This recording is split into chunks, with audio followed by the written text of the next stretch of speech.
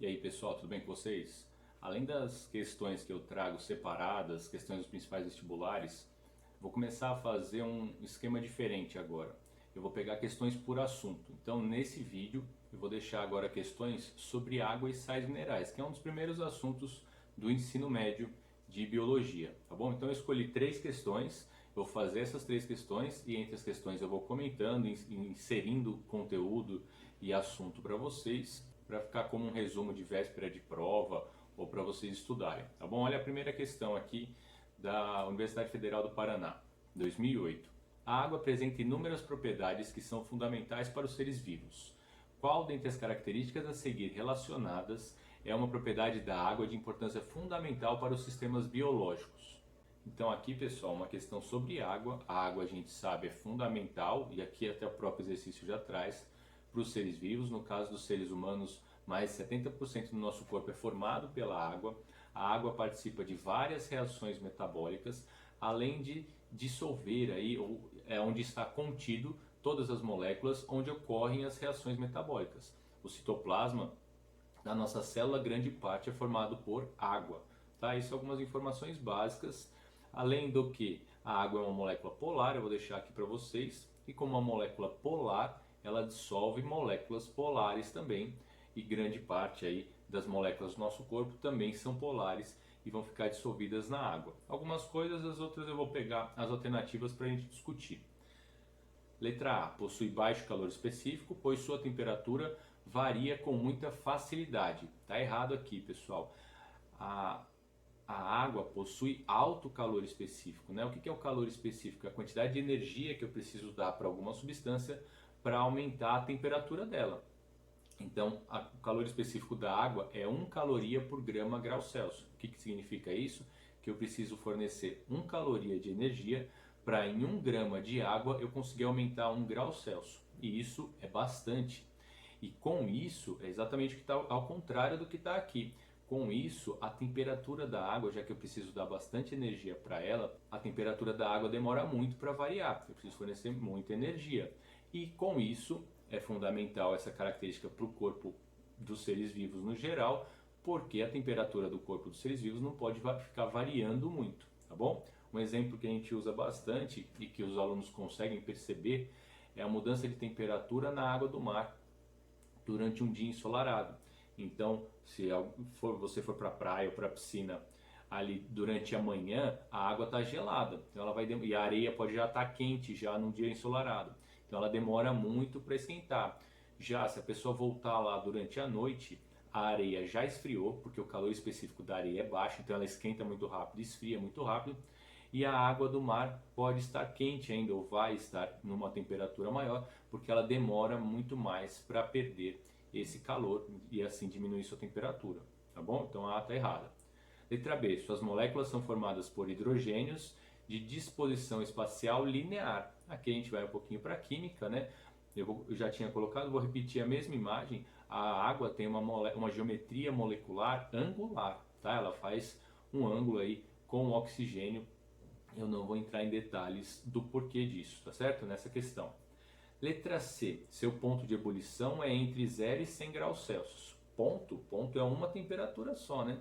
O ponto de fusão da água é 0 graus, em condições normais de temperatura e pressão, né? Um atm aí de pressão, eu consigo fazer a fusão da água do sólido para o líquido a 0 graus e a ebulição a 100 graus Celsius. Não existe um ponto de ebulição com duas medidas. Aí eu estou com uma faixa entre 0 e 100 graus Celsius, que é onde eu encontro a água no estado líquido, nas condições normais de temperatura e pressão. Então está errada a letra C também. D. É um solvente limitado, pois não é capaz de se misturar com muitas substâncias. Justamente o contrário, né? A água é considerada solvente universal justamente porque ela é capaz de se misturar com muitas substâncias. E letra E. Possui alta capacidade térmica e é solvente de muitas substâncias. A letra E aqui, ela está corrigindo um pouco a letra B e a letra D. Então ela é solvente de muitas substâncias, está correto isso. E possui alta capacidade térmica. Então ela consegue absorver muita energia aí, dando uma alta capacidade térmica relacionado aí ao calor específico. Eu falei a letra B, não, mas corrigindo a letra A, tá bom, pessoal? Então a resposta certa dessa questão 2 sobre água é a letra E. Agora vamos para outra questão que eu selecionei aqui sobre água para vocês, tá bom? Olha lá, da PUC-Rio. A água será o bem mais precioso nesse século por ser essencial aos seres vivos. Indique a alternativa que apresenta a afirmativa correta sobre esse líquido. E aí vamos discutir um pouco cada alternativa. Letra A. A atividade metabólica de uma célula está diretamente relacionada à condição de hidratação dessa célula.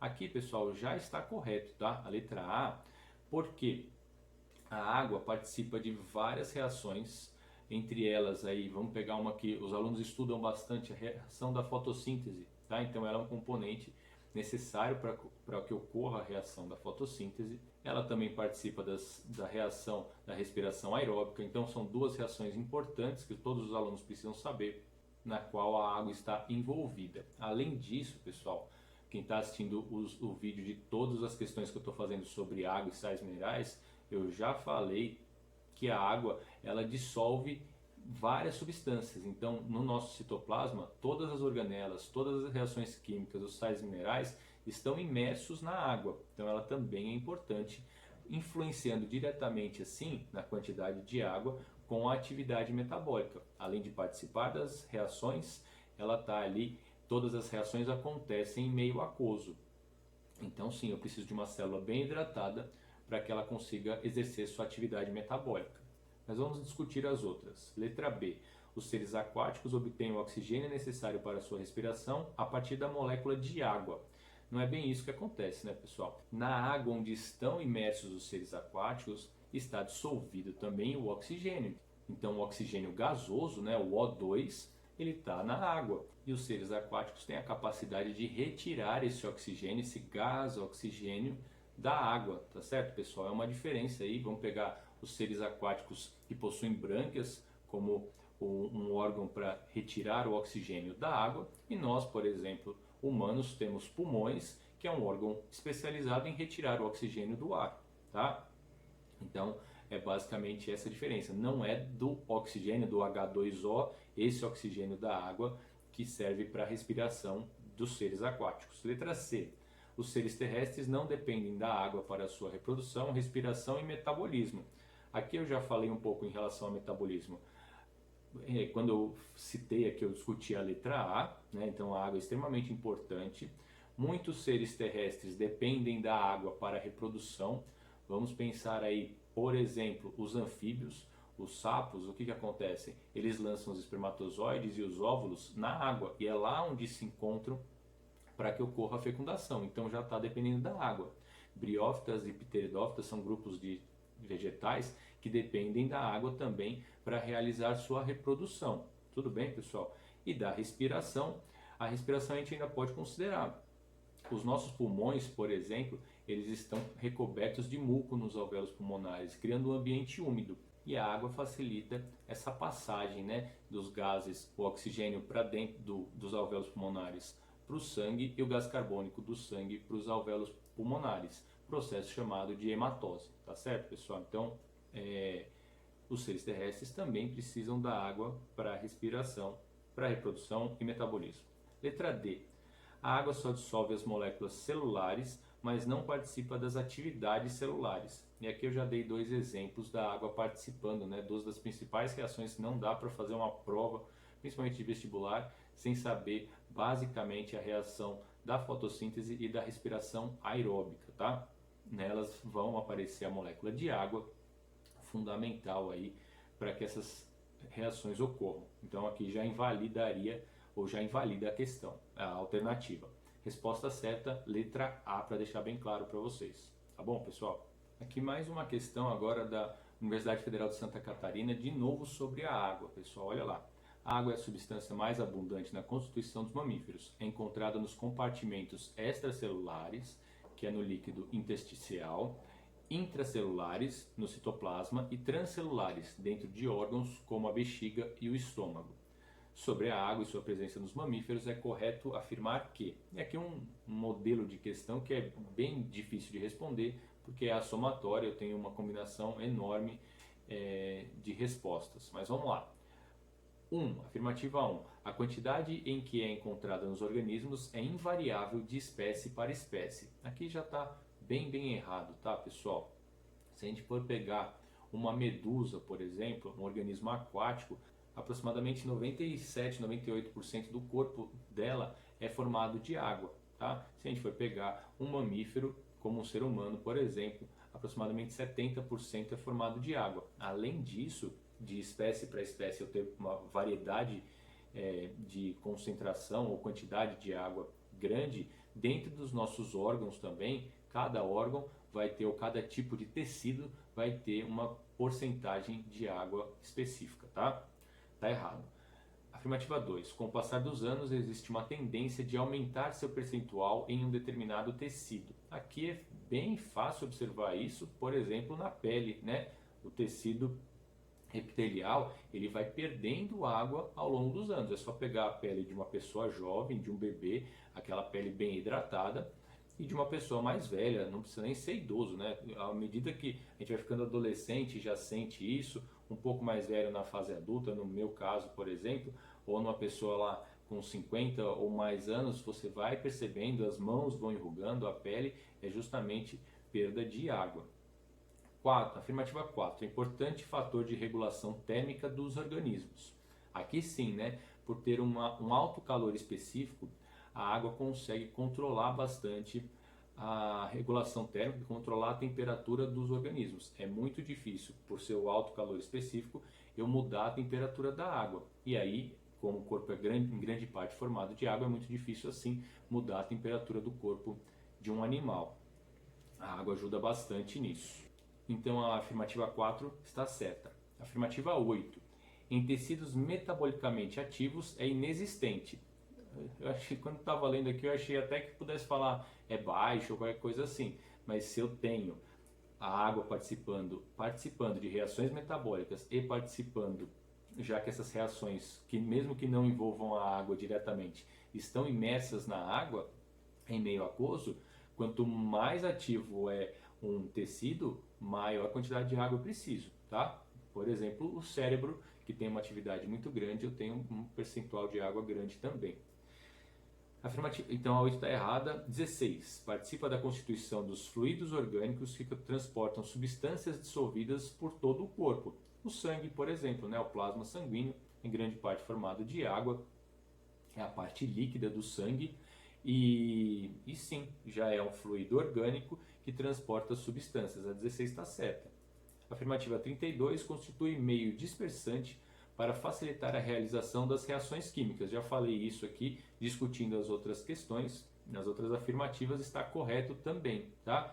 A soma então me dá afirmativas corretas 4, 16 e 32, dá 48 e 52. A soma correta dessa questão. Certinho, pessoal? Uma questão aqui mais sobre água, bem tranquila e que traz bastante coisa, acaba a discussão resumindo um pouco o conteúdo. E agora mais uma questão agora do Enem bem antigo, falando um pouco sobre a quantidade de água nos tecidos, tá? Quem está assistindo a série completa de vídeos de questões sobre a água, essa daqui é a quarta questão que eu vou fazer. Na questão anterior eu falei um pouco sobre isso. Olha lá. A água é um dos componentes mais importantes das células. A tabela a seguir mostra como a quantidade de água varia em seres humanos dependendo do tipo de células. Em média, a água corresponde a 70% da composição química de um indivíduo normal. E aí tem uma tabela dos tipos de célula e a quantidade de água. Sendo breve aqui, né? Então, tecido nervoso, tanto a substância cinzenta quanto a branca, 85% e 70%. Aí depois os outros tecidos vão, não está numa sequência aqui, mas vai diminuindo um pouco. Olha o tecido adiposo, é o que apresenta a menor porcentagem de água, 15%, tá? Pelo menos dos retratados aqui. Continuando, durante uma biópsia foi isolada a amostra de tecido para análise em um laboratório. Enquanto intacta, essa amostra pesava 200 mg. Após secagem em estufa, quando se retirou toda a água do tecido, a amostra passou a pesar 80 mg. Baseado na tabela, pode-se afirmar que essa é uma amostra de... E aqui virou uma questão de matemática, né? Apesar de a gente estar trabalhando a questão da água, eu quis trazer isso com uma forma de mostrar um tipo de questão do Enem, tá? É um Enem antigo, hoje em dia mudou um pouco, mas aí eu caio numa questão um pouco interdisciplinar. A pergunta é basicamente matemática, mas traz um texto sobre a parte biológica, tá certo? Aqui, então, precisamos prestar atenção. A amostra pesava 200 miligramas.